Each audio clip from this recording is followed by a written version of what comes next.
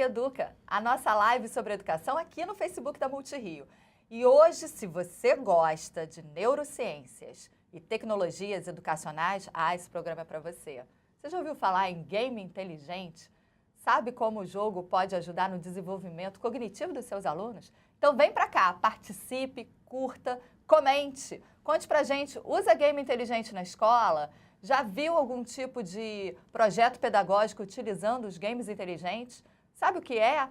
Conhece, gosta, curte, seus alunos constroem, participam, planejam. Então, conta pra gente, conta a sua experiência, traz pra cá, posta aí que a gente quer saber tudo sobre games inteligentes na sua vida, na sua escola, no seu plano de aula. E quem vai conversar com a gente sobre isso é a professora Ana Paula Cavadas, que é professora de Ciências aqui da Rede Municipal de Educação do Rio de Janeiro e mestranda em Informática pela Universidade Federal do Rio de Janeiro, a UFRJ. Ana Paula, seja muito bem-vinda ao #Educa. E esse programa eu gosto muito porque eu gosto muito de game. Então, para começar, para que todo mundo entenda e fique a conversa cada vez mais aquecida, vamos lá. Qual é o conceito? O que são os games inteligentes? Os games inteligentes, eles são um game educativo, mas que ele tem um apanhado diferente. Por quê? Porque através das jogadas, a gente delimita o conhecimento. Por exemplo, eu vou falar sobre a teoria da evolução. Esse é o meu conhecimento. E aí eu crio histórias sobre a teoria da evolução. E a partir daí, quando o aluno joga, eu vou colhendo com o sistema inteligente o quanto ele sabe sobre aquele material. No caso, a teoria da evolução. Só para a gente entender, o game inteligente é algo que funciona dentro de... É uma linguagem, é uma linguagem Python, de programação, e ele funciona dentro de uma plataforma, onde as histórias foram criadas pelos alunos e os alunos estão programando essas histórias. A gente já está na fase final do jogo. Só que essas histórias não são de erro e acerto somente, não. É possível que os alunos façam várias conexões para encontrar soluções, não é isso? Isso.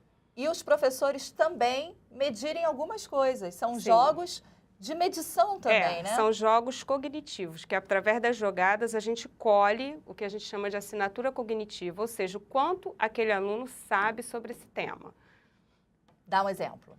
Por exemplo, eu boto lá seleção natural.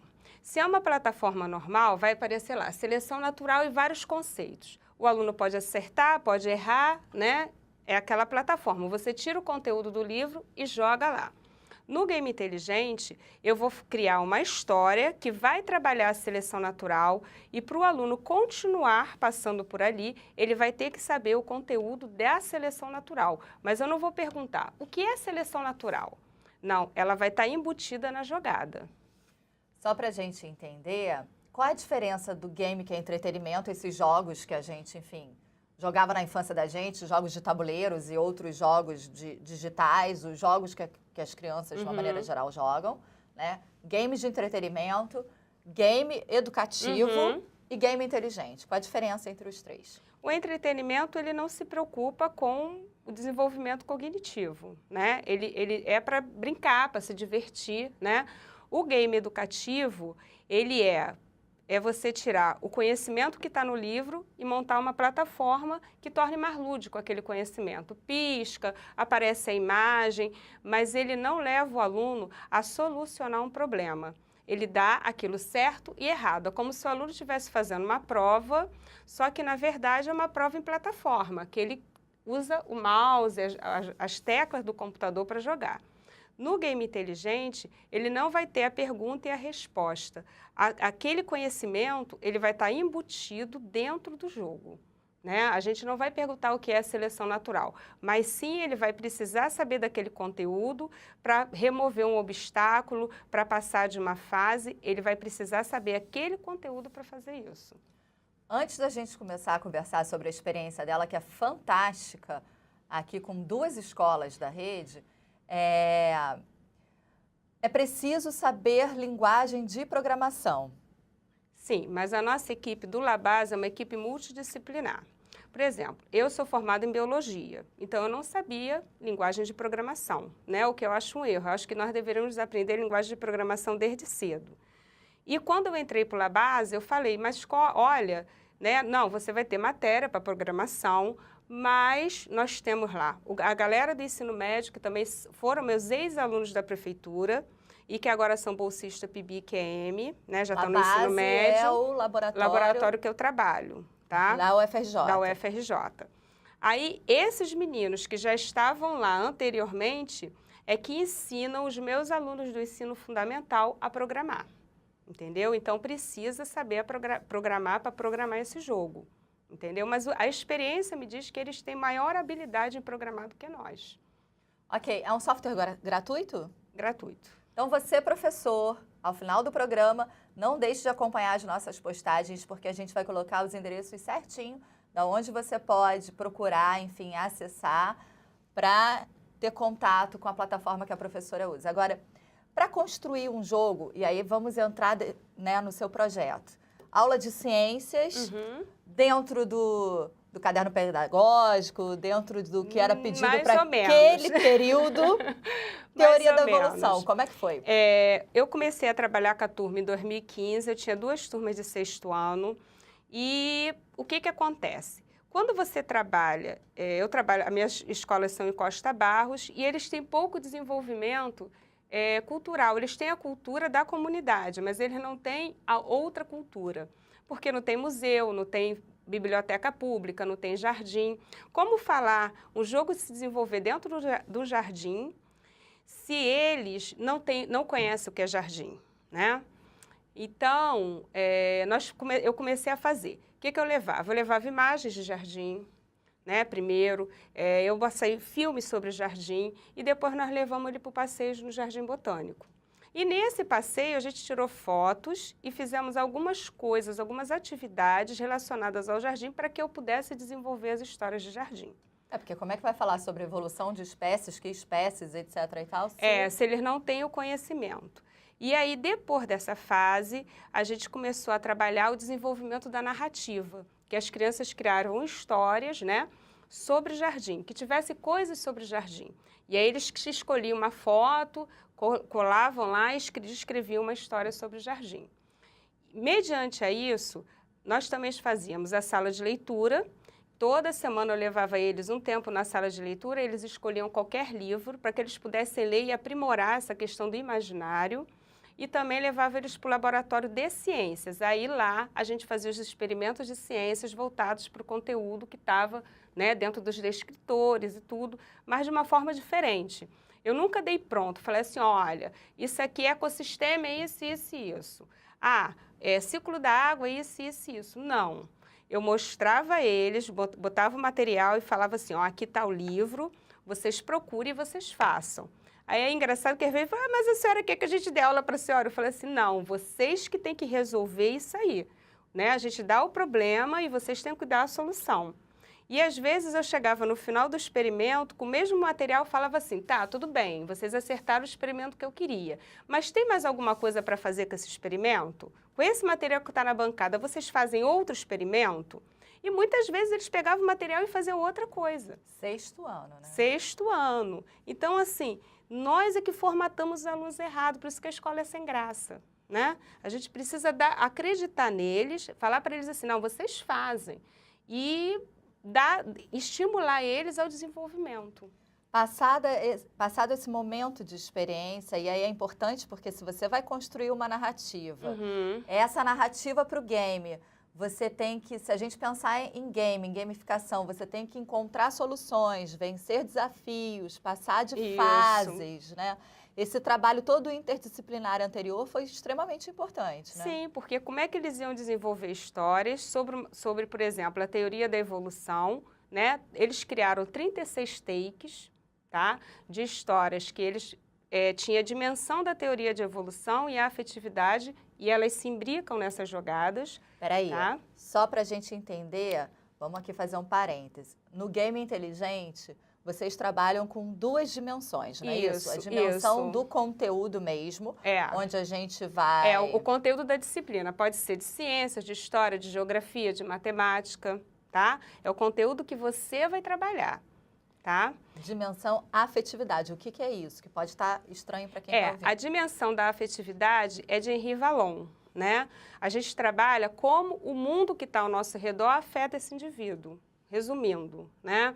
Então, será que se no jogo, como tem algumas etapas, e as crianças que fizeram, o passarinho caiu do ninho, ele está lá, filhotinho, jogado. A criança pode passar, o jogador, quem está jogando pode passar por ali, tipo assim, não vou ligar, problema, né? Ou não, ele pode ir lá e pegar o filhotinho e botar no ninho. Isso eu estou medindo a sensibilidade, o quanto de sensibilidade aquela criança tem se ela vê um animal caído no chão. E que ela pode colocar no lugar ou não.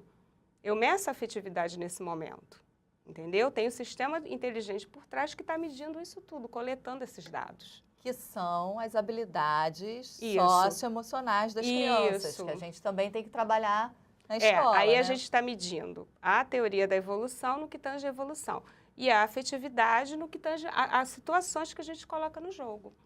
E a partir de então, eles criaram, quando você diz 36 takes, Uhum. cada take é um pedacinho De uma história. Cada take, a gente fala que tem um formato de labirinto, tá?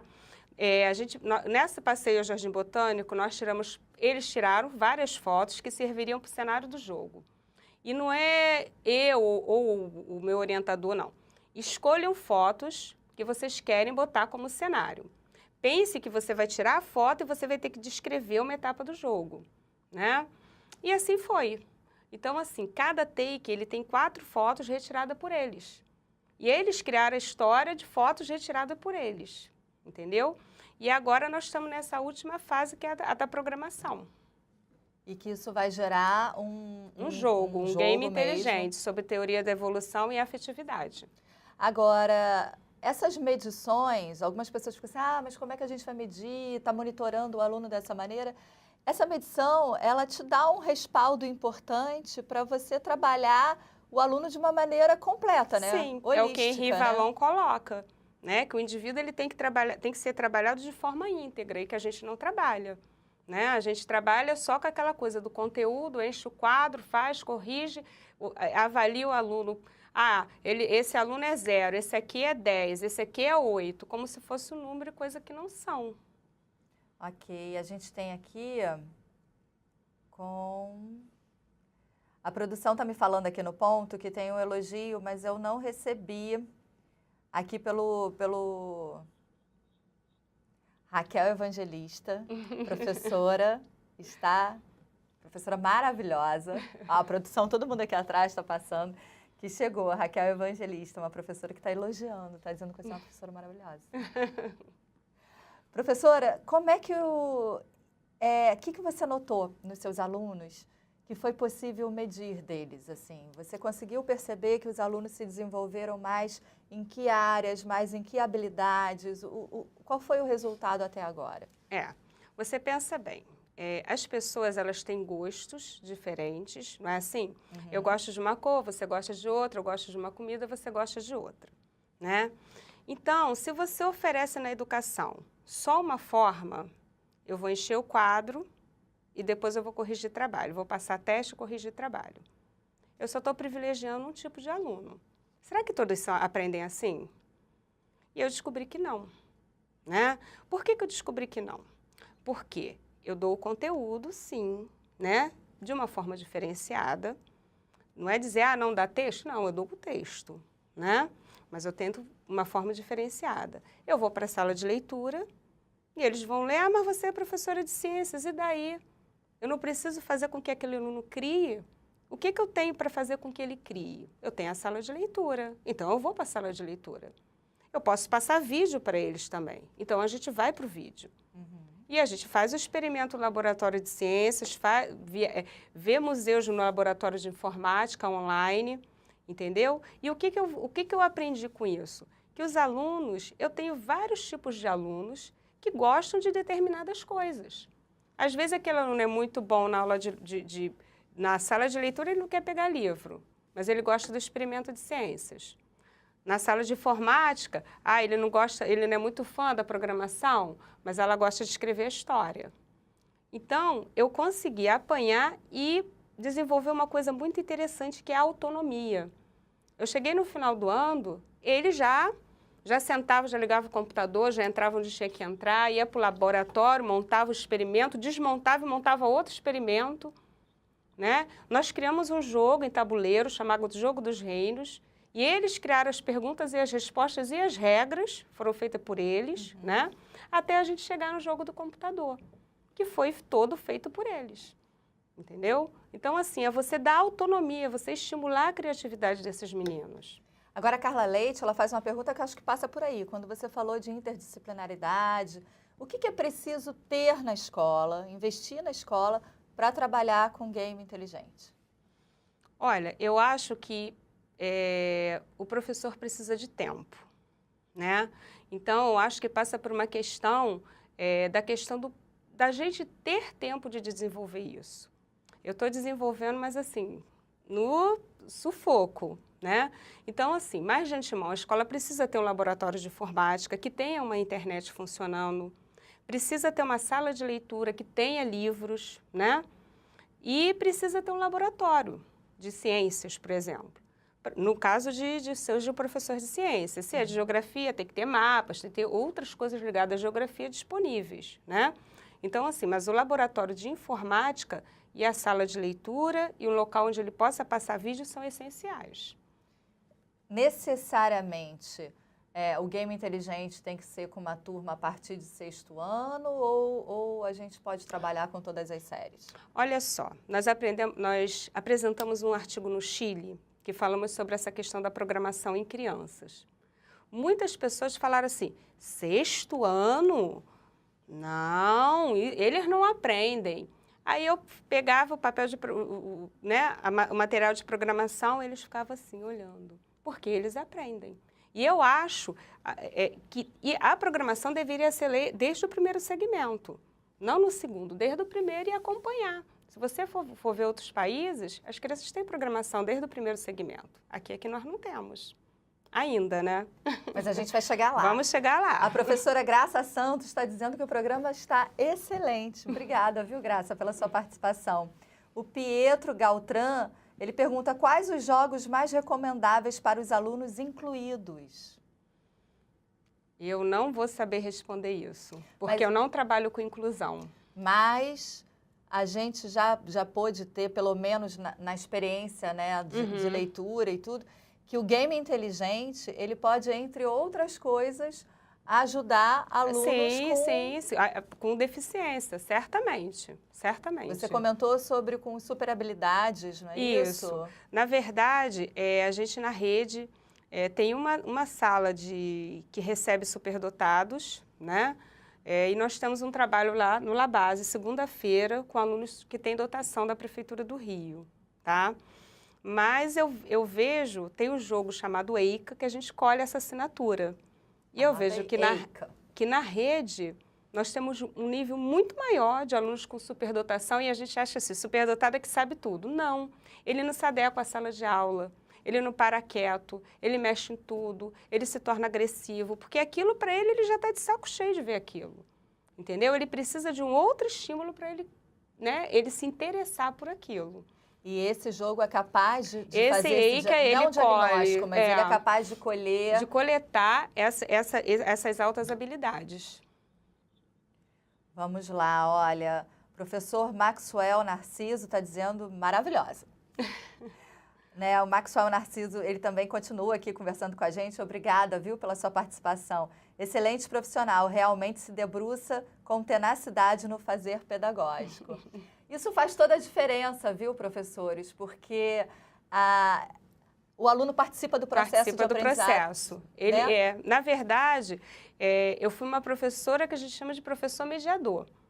Você fica ali só mediando. Não, vai por aqui. Por que você acha que por aqui está errado? Por que você acha que por aqui está certo? Para estimular ele próprio a tomar as decisões. Não é eu virar e falar assim, não, ó, faz assim, que assim vai dar certo. Se você fizer isso, vai dar errado. Isso eu estou tirando dele a criatividade e a autonomia. Então, é você levar o seu aluno com perguntas reflexivas, que é uma técnica que a gente usa na neurociência, chamada fio condutor técnico, que você vai aumentando o nível de complexidade das questões, para que esse aluno acompanhe, né? Então, a gente usa essa técnica em toda a construção do game inteligente. E se você gostou do assunto, vai ficar com gostinho de quero mais, porque a live está acabando, não deixe de acompanhar as nossas postagens. Professora, também pode deixar lá comentários, contato, onde procurar, sobre o Weka, sobre a plataforma, enfim, sobre o Labase. Acompanhe aí os nossos comentários, que as informações estão ali, para que você possa fazer um trabalho tão bonito quanto a Ana Paula na sua escola. Obrigada pela sua participação aqui no Hashtag Educa. Passa rapidinho, mas fica com gostinho de quero mais. A vocês que acompanharam a Hashtag Educa, obrigada pela companhia e até o próximo.